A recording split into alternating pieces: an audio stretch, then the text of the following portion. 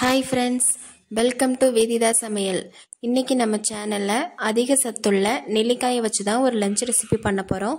நெல்லிக்காய் சாதம் வாங்க எப்படி பண்ணுறதுன்னு வீடியோவில் போய் பார்க்கலாம். இது பண்ணுறதுக்கு 10 பெரிய நெல்லிக்காயை கொட்டைகள்லாம் எடுத்துட்டு துருவி வச்சுருக்கேன். இப்போ நம்ம சாதம் செய்ய ஆரம்பிச்சிடலாம். செய்யும் போதே மற்ற பொருட்கள் என்னென்னு பார்த்துடலாம். 3 ஸ்பூன் கடலெண்ணெய் விட்டுக்கலாம். 1 ஸ்பூன் கடுகு சேர்த்து கடுகு நல்லா பொரிஞ்சதுக்கப்புறம் 1 ஸ்பூன் உளுந்தம்பருப்பு, 1 ஸ்பூன் கடலைப்பருப்பு சேர்த்துக்கலாம்.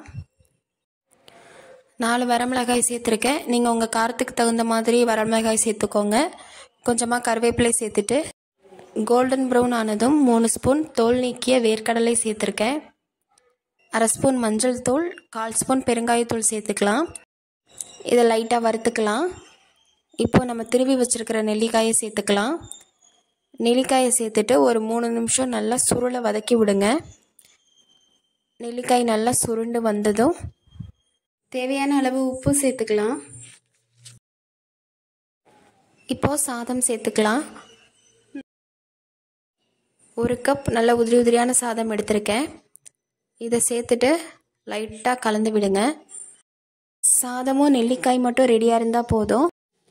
5 நிமிஷத்தில் ரெடி பண்ணிடலாம். ஃபைனலாக கொஞ்சம் கொத்தமல்லி தழை தூவிக்கலாம். அவ்வளோதான், நெல்லிக்காய் சாதம் ரெடி ஆயிடுச்சு. நெல்லிக்காயை அப்படியே சாப்பிட பிடிக்காதவங்களுக்கு இந்த மாதிரி சாதமாக செஞ்சு கொடுக்கலாம். இதோட சத்துக்கள் முழுமையாக நம்மளுக்கு கிடைக்கும். இந்த ரெசிபியை நீங்களும் வீட்டில் செஞ்சு பாருங்கள்.